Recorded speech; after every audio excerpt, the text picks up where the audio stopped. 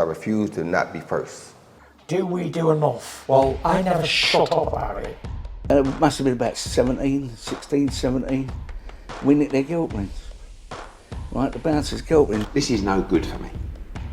That's the reality. If you want the honest truth, and I see it every day. This is Kuhn Cassius for IFL TV, proudly sponsored by Everlast. We're at the press conference to formally announce Lawrence Okolie's next world title defence against Chris Billam-Smith in Bournemouth on May the 27th. First of all, how are you, Lawrence? I'm well. All my bruising's gone. All the soreness has left my body, so I'm ready to get back to work.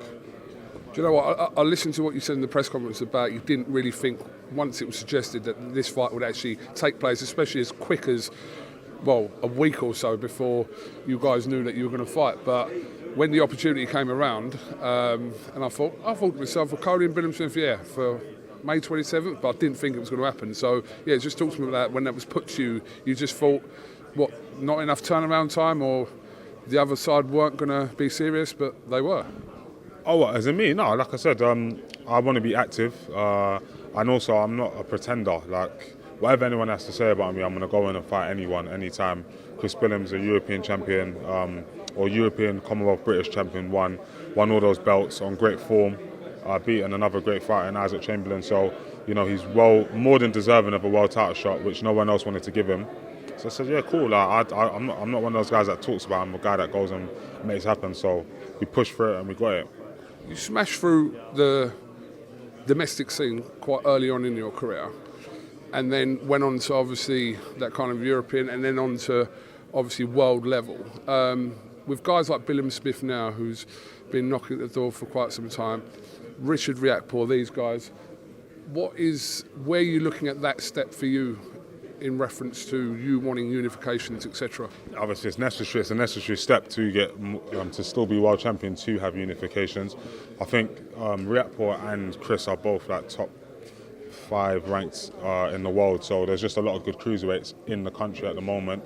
But it's good to make. It'll be good to make a statement. Like, I like Chris. Like, I'm looking at him over there, and I was thinking he's a cool guy. But on the day when he's topless, wearing shorts, probably black and red, when little Everlast gloves trying to knock me out, I'm coming to absolutely do a job. This is one of those fights where I can't get away with certain stuff. You know, I'm very good at winning fights, easy, even if they're not in the way that, you know, certain people like. But this is one of those fights I can't really win like that. On my own personal reasons, and secondly because Chris is too good on the inside for all of that stuff anyway. So I'm gonna have to really put on a clinical performance. Otherwise, there's no way I can. Not no way I can win, but I won't be able to win the way I want to win. From what I see, there's no one more critical of yourself than you. I think you're very honest in a lot of your some of your post-fights interviews, etc. Do you think some people are still too critical? If you're not banging them out, you get that little bit of criticism. Do you think people are too harsh on that fact? Kind of, but at the same time, I think like if you've been to a restaurant. Alright, cool.